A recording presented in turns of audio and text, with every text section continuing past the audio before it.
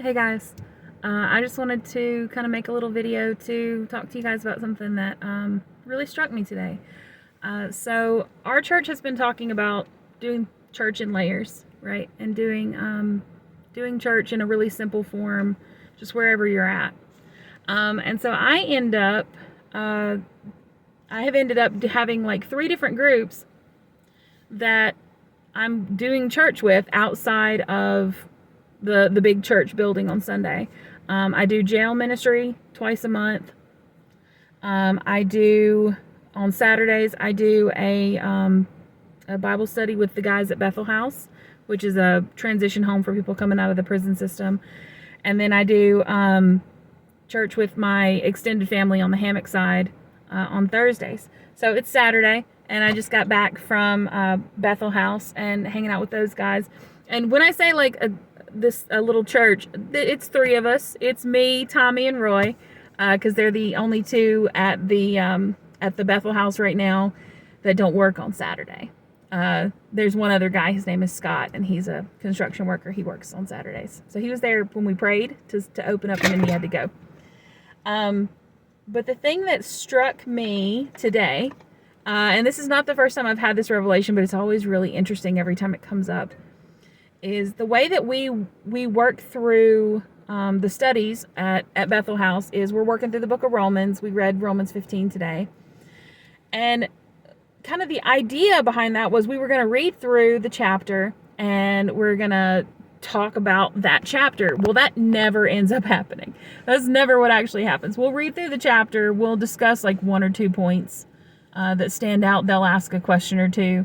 And then we'll end up talking about other things, and they'll ask me other questions about things that are going on in their life that they want a biblical perspective on, or things they've been reading in their personal Bible studies that they didn't understand, which is always really cool, really fun. I love giving any insight that I have. But today, Tommy had a question for me, and when he asked it, I was like, yeah, man. I have that same question too. I don't know. I don't have a good answer for you. And it's always so funny when you tell someone, I don't know the answer to that, and they're like, wow, I respect you so much more now for having said this you didn't know. And because I've had ladies at the jail tell me that too. And that's always the response. It's like, I respect you so much more now that you've said that.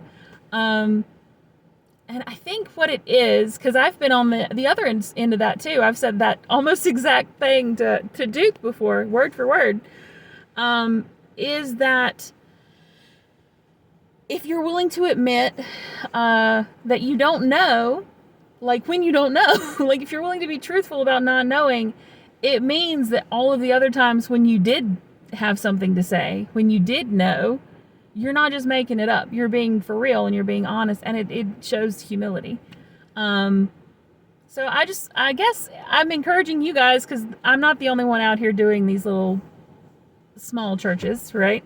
Because it's what we're doing as a church, that if something comes up and you don't know, just say you don't know. It's great. It's actually really, really beneficial to the life of your small group for you to acknowledge when you don't know, because it gives veracity to the stuff that you do know. Makes you sound like you know what you're talking about when you do have something to say, and shows that you're willing to acknowledge that you're human and this is not about you. It's about the Lord and getting to know Him better, and that you're on the journey too. So, yeah. Love you guys. Bye.